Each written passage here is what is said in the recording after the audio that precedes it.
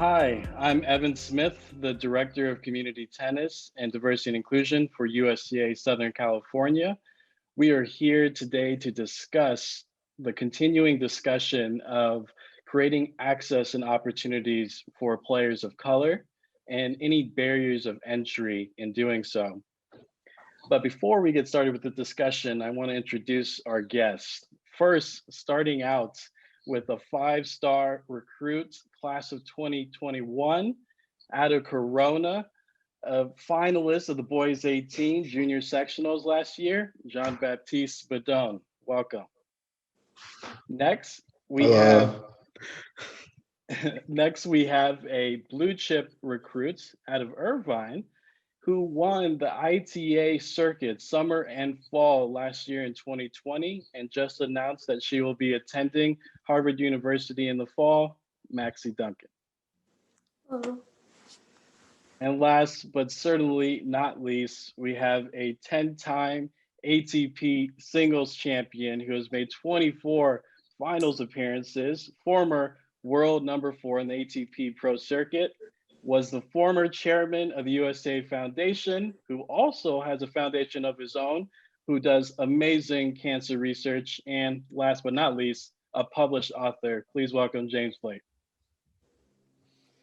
All right.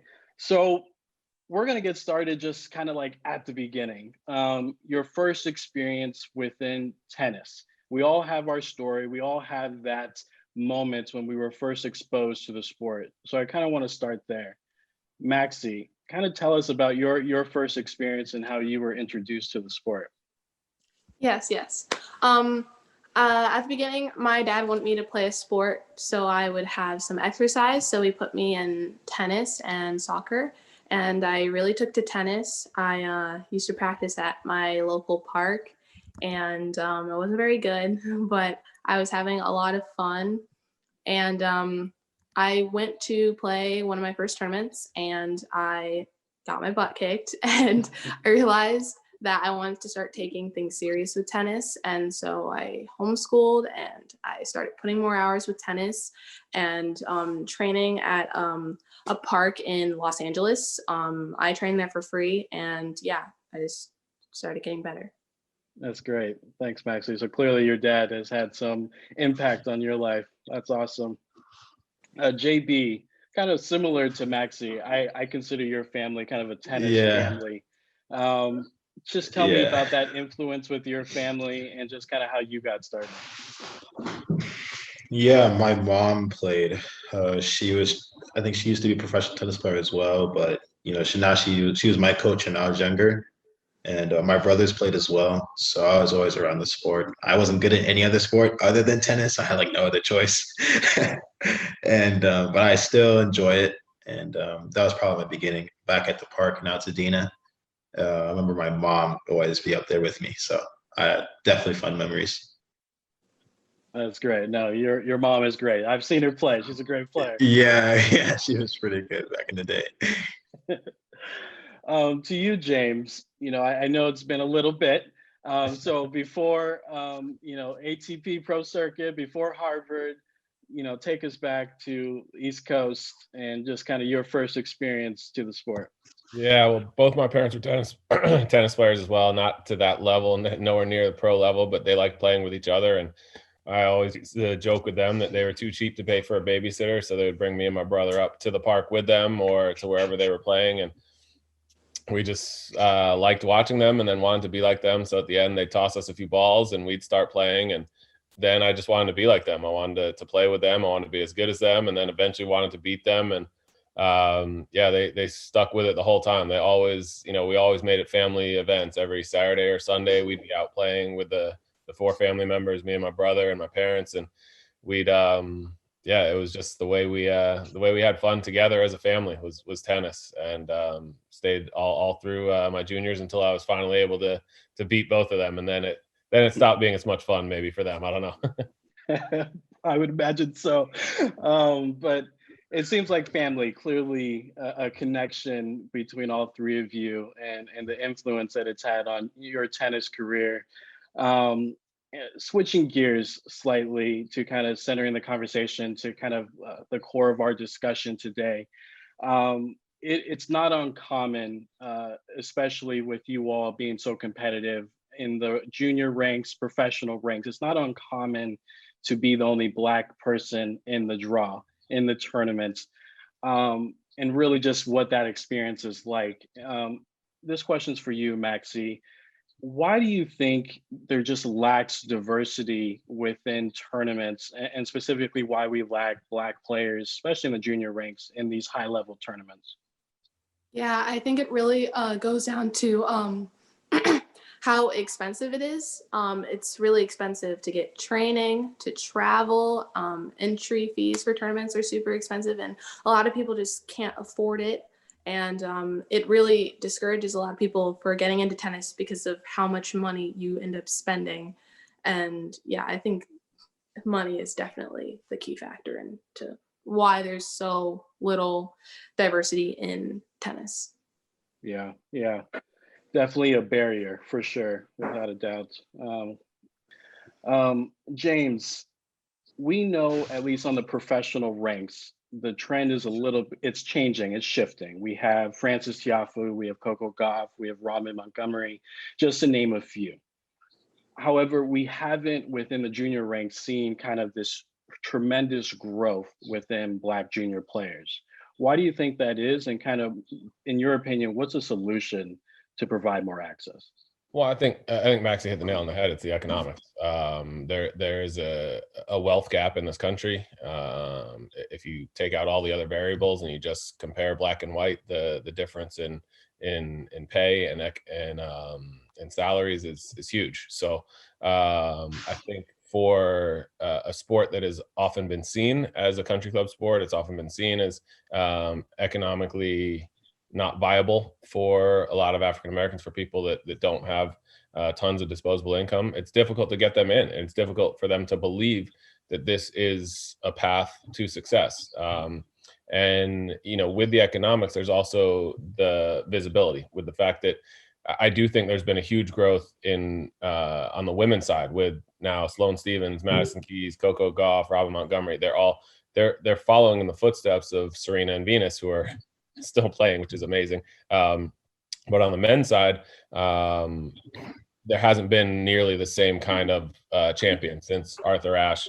We had Mal Washington, and then myself, and then Frances Tiafoe. But it hasn't been, as much as I like to have some sort of an ego, I'm nowhere in the conversation with Venus and Serena for what they've done for the sport. So there isn't that person and role model to look up to as much, to say, look, this is a chance to do it. This is the way to do it. This is the path. So I think with the economics and without the huge visibility, I think that's changed. I think that's part of the reason it's changing on the women's side, is because of Venus and Serena. But I think the economics is still the biggest barrier. And until that changes, until there's enough programs out there to show people that we can do this, and without it being a country club sport, without with it being done on public parks, with it being done, I mean, just the economics of the equipment, of the rackets, the string, the shoes, the clothes, everything that's that it takes to practice, not even to play in the events. It needs to be a way that can all be subsidized, and it can make it so that it's possible for more people. Because like you said, you just need more people in the draw. If we had more competitors, we're going to have more chances, and then we're going to have hopefully some that elevate to the levels of Venus and Serena, for the top players in the world.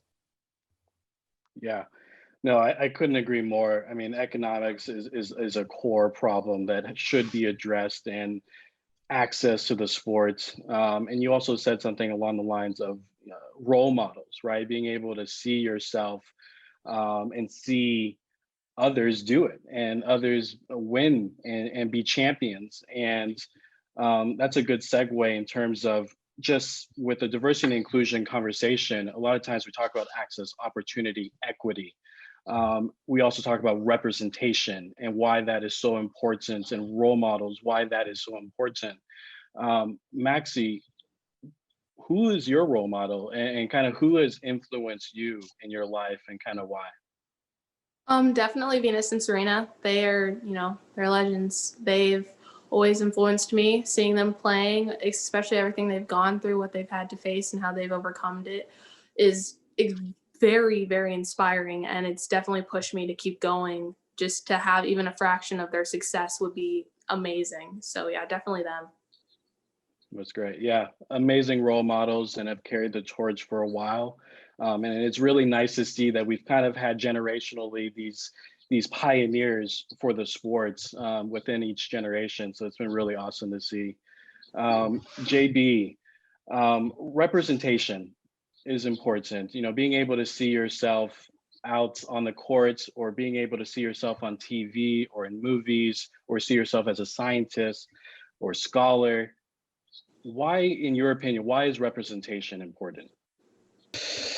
Man, I think especially for Black people, we need more role models. Especially when I was growing up, I guess I having a role model when I was younger, it felt like I'd be on top of the world. It gave myself a shot to be like, oh, I can do this. More inspiring, especially like growing up in downtown LA. So I was like, oh, I need someone to look up to other than my dad. Like, of course, I look up to my father, but you know, just like Maxie said, when you have a role model, I guess it's like definitely it almost like they represent you as well as yourself. You know, that's what I think, at least, and it helps me go on like going through life. And especially for my tennis, yeah, like for tennis, I probably choose Arthur Ashe because that's someone I try to emulate, especially off the court and on the court as much as I can. But it's difficult. It's definitely difficult.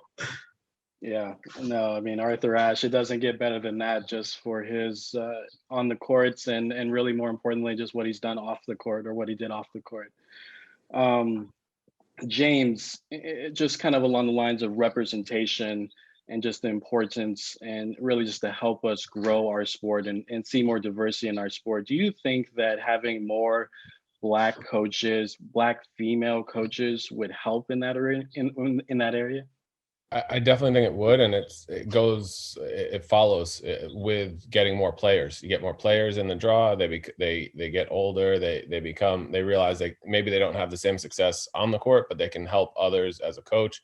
And it really does grow and enrich the sport, and continue to push the path of diversity, because you're seeing someone that's representative of yourself, in your coach, in your trainer, in your agent, whoever. Like, if you're bringing more diversity into the sport, it's going to make it more likely that you'll feel comfortable, you'll feel accepted in the sport, you'll feel like this is a natural place for you to be, as opposed to, like you're saying, so often any one of us can be the only Black person in a draw, and we may have the only Black coach, or we may not even have a Black coach because there wasn't one around us for us to find. So to not have anyone else out there, it can make it feel a little more isolating, which this sport already is isolating. You're out there on your own, playing, solving problems by yourself. So then to come off the court and still feel isolated can be a little difficult. So yeah, getting more Black coaches, more Black trainers out there would definitely help in hopefully the rise of more Black players as well. It's kind of a cycle. You get more of one, and then it keeps getting more, and it can hopefully grow in the Black community exponentially. I would love to see, but I'd take just at small increments to begin with. Yeah, I couldn't agree more. No, great points, James. And I actually want to stay on one point that you made there. Tennis, it can be lonely. It can be a lonely sport. It's just you out there on the courts. You're looking down at your opponents, no teammates, no coaches. It's just you. On top of that, for Black players, sometimes you're the only one. And sometimes you are on the precipice of being the first person to win this match, the first person to win that tournament. And that could be overwhelming, and that could have a lot of pressure. James, do you have any advice for JB and Maxi, and for any other junior players who might be tuning in, on how do you overcome that adversity, and how do you find the motivation to kind of just stick in there and find a way to push through? It's something we all, I think, deal with in tennis is pressure. Every break point, every set point, every time you're serving for a match, there's pressure on you. So you feel that. And I think anyone they got into this sport, if they expected to get into this sport and didn't not feel any pressure, they're pretty quickly corrected and realized that that's not going to be the case. So it is a different kind of pressure sometimes when you feel like you're, as we talked about, you're the only Black person in a draw. You're the only one of two in the draw.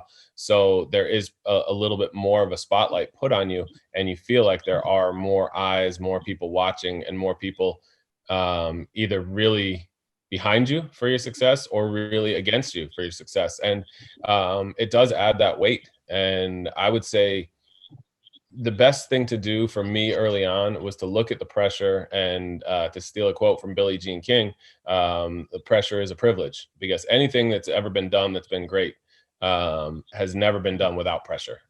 Everything Arthur did, being the first so many times, everything Althea did, being the first, it took so much more pressure. And then the goal is that took pressure off the next. That took pressure off the Mal Washingtons, but he still had a huge weight on his shoulder. And then that took the pressure off me. And then hopefully everything I did can take a little bit of the pressure off of Francis and off of you, JB, and off of you, Maxi. And so it's an effort to use that pressure and think of it from an early age. You have to understand there's going to be a lot of pressure, and there's going to be different types of pressure because you're one of the few in this sport. But to look at that as a positive, to say that I'm doing something that is so powerful and can be so impactful, that there's all this pressure on my shoulders. And what can I do with that? And what can I do with that opportunity to make this easier for the next generation, to make this easier for more players that may be looking up to me right now? So I think it's a way of breaking down barriers. And it just takes a special kind of person. Arthur and Althea were unbelievably special people. Mal Washington was a special person because of dealing with all of this and finding a way to take the positives out of all of that pressure. That is fantastic advice, James. And I really love that quote. Pressure is a privilege. It is so true. I think this would be a great opportunity. If I turn over the reins to you, James, and you give you an opportunity to talk to JB and Maxi and anything that might further our discussion. Okay. Wow. All right. Turn over the reins to me. I don't know if that's the best idea. I am just an athlete, but I'll see if I can do another job. So I want to hear from you guys, how you feel. You're both heading off to the next step in your careers. And do you feel like, I remember when I was going to college and then turning pro, the unknowns are exciting. And with Maxi, I know you spoke about Venus and Serena being role models. So you've got sort of a pathway in what they've done, but having never experienced that next level, you've never experienced college before, you've never experienced the pros. Okay, so so now the question for both of you is, how do you feel going into this next step of your careers? Yeah, I'm definitely nervous because, I've never gone to college before, and I'm actually homeschooled, so I'm not used to being in like big classrooms or anything. So I'm definitely nervous, but I'm definitely excited to play on a team and not exactly always be completely alone, having other people to kind of, depend on and root for and everything. So I'm definitely excited to play on a team and further my education and just get better and stronger. And, after, if I want to go pro, for that to be an option. So I'm definitely nervous and excited at the same time, but I'm just grateful to have the opportunity to go to college at all. It's definitely still a big accomplishment for me. Cool. Maybe. I remember my mom, my dad saying, "Okay, what are you gonna do about college?" It's like, what's gonna happen? It's just like, I don't know. I know what's gonna happen. Both my brothers are dropouts. So like, oh, I don't know. I don't want GB to be the same thing. But, it's, I think it's, for me, for some reason, having that behind my back just made me want it even more. So I'm not as nervous as I once was before. I was like, oh my God, it's happening. It's happening. Like, I got to do this. But now I'm like, oh, it's just happening. Relax, shrug it off, move on. But it's definitely nerve-wracking in the beginning. Yeah. Well, I'll get a little more into what's been very prevalent today. Since the George Floyd incident, there's been tons of racial strife. There's been tons of unrest throughout the country, and there have been athletes that have spoken out. In the tennis side, there's been Naomi Osaka, shut down the tours for a day. The Milwaukee Bucks in the NBA, and so many individual players in the NBA have spoken out. The NFL as well. Being tennis players is relatively unique with it being so individual. Do you feel like it's a necessity, or it's the job of a tennis player for you guys? I know it's still early, you haven't had a chance to be on the tour or anything, but do you feel like it's really an obligation to speak out, to make a difference, more so than just lacing up the shoes and playing your sport? Do you feel like there is more to being an athlete than just what goes on in between the lines? Yeah, I definitely think it is, especially like if you have a platform, you should use your voice to speak out, because you can reach a lot of people, especially as a tennis player. You're playing for thousands, millions of people. And, you know, if you have a voice, you should speak out. And, you know, with Naomi speaking out, that was a big deal, and it caused a lot of unrest, and a lot of people were paying attention. And I think that's important to get people to listen. So yeah, if you have a voice, a platform, no matter how big, you should definitely speak out, because it can definitely affect change, as we've seen. Yeah. Yeah, I completely agree. I think not only what she did was fantastic, but I also saw like the Milwaukee Bucks back when the playoffs were going for basketball. I saw that and they didn't play. I just really taking it in, and as a player myself, like she said, like Maxi said, if you do have a platform, you should use your voice, and use it for good, and always like kind of keep mentioning it. You don't use it one time, always like over and over and over again, keep reminding people like, hey, it's still going on. Yeah, that's a good point. And because it does seem like so many things are thought of as a one-time thing, and it has to be continued throughout. And just with that though, you run the risk. I mean, I think now Naomi, having the success she did at the US Open, it really escalated her, it elevated her stature. She signed tons of new sponsorship deals, but it could have gone the other way. It is taking a risk, and I think it's inherent in tennis players to do sort of risk reward analysis, because we do it every time we hit a shot. You know, should I be more aggressive? Should I be less aggressive? What will I gain out of doing this? And for so many of those things, I mean, we heard the quote that was actually not said by Michael Jordan, but attributed to him, that Republicans buy sneakers too, that they're worried about their sponsorship dollars. And in tennis, being a small business of your own, you have to figure out the risk reward. Is it worth speaking out? And I agree. I've always felt like if you continue to speak out throughout your whole career, you run the risk of being labeled someone that's a troublemaker, or as Colin Kaepernick obviously was blackballed from the NFL. You run that risk, but you also have the reward of doing something that can make a difference generationally, of being someone that will be thought of in the likes of Arthur Ashe. Because I'm always impressed and honored that Arthur Ashe has the biggest stadium in our country, in our sport, named after him. And he was definitely not the best tennis player ever. I know JB spoke about him being a role model, someone you look up to on and off the court. I feel the same way. And I think it's very difficult to live up to his on-court accomplishments, but it's probably more difficult to live up to his off-court accomplishments.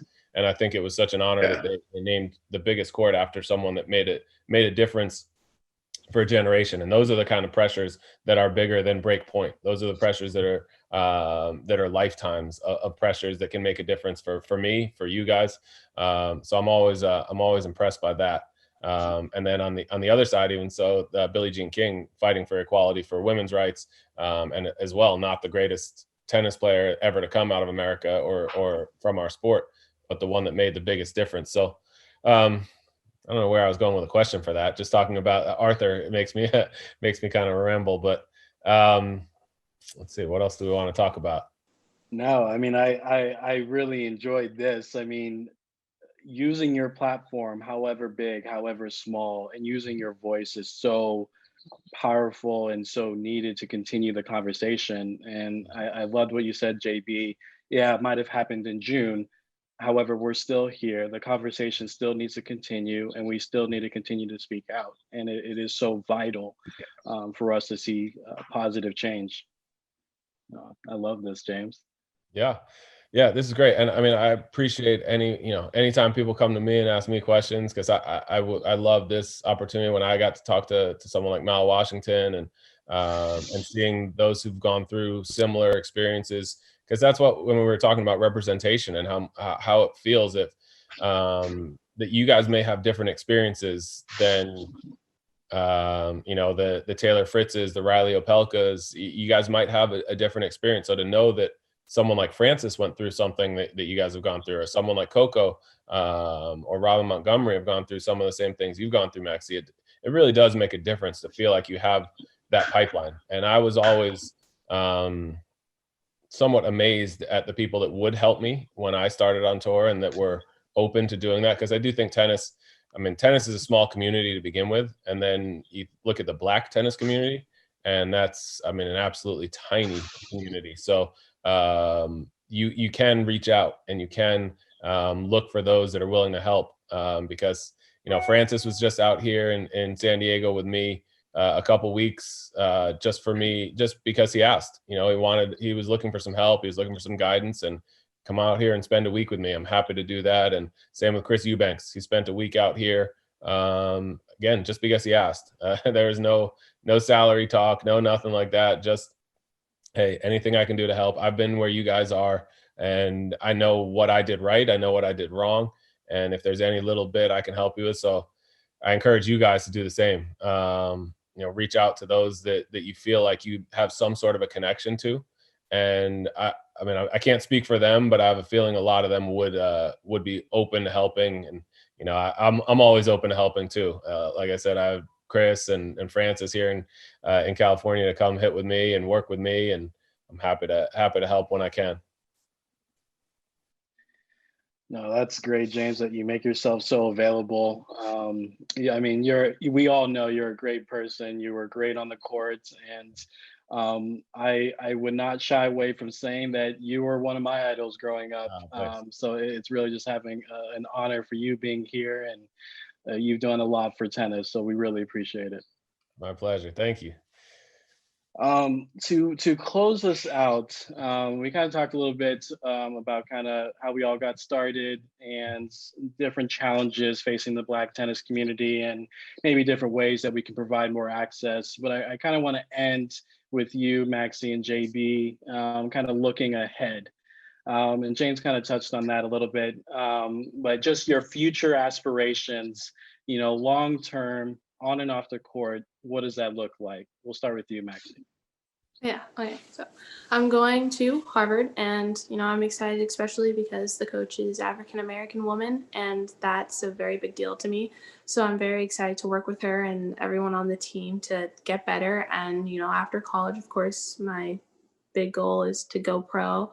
And if I could have success in that would be amazing. But off the court, I work with a foundation, the Pete Brown Tennis Foundation, and I want to continue working with them and helping other kids like me in tennis, especially because, we need all the help that we can get. So I want to continue working with them and just helping any way I can with other people like me who've been through what I've been through.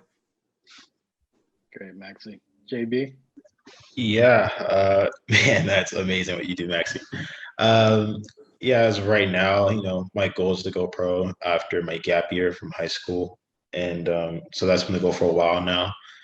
But I guess if I can give somebody else like myself a chance, like the one I have, just a chance to play at a high level, like I'm able to, it'd be work wonders just off the court, being able to speak to, like, if I was able to speak to younger me, like if I was able to speak to myself when I was 5 or just like 10, 11, 12 years old, I'd be like, just relax, it'd be okay. Just keep working hard, and, don't always stress about, oh, I'm Black, I need to do this, I have to do that. It's like, no, just go out there, be yourself. Not always going to be the only one. It might be like for a while, but we won't always be the only one.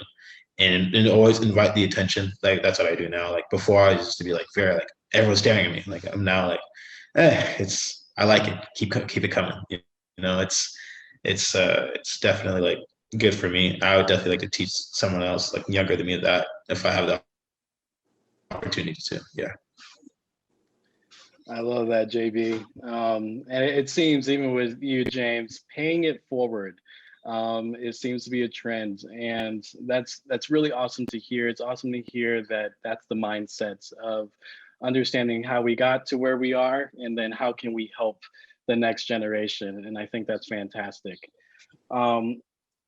Maxi, JB, James, really an honor and a privilege to have you all here with this discussion. Really thank you for your time. This isn't going to be the last of these discussions. This conversation, these discussions need to continue, and we will continue these discussions. But with that, I thank you all and have a great day. Thanks a lot, Evan. Thank you. Thank you. Thanks for having me. Thank you. Thanks for having me.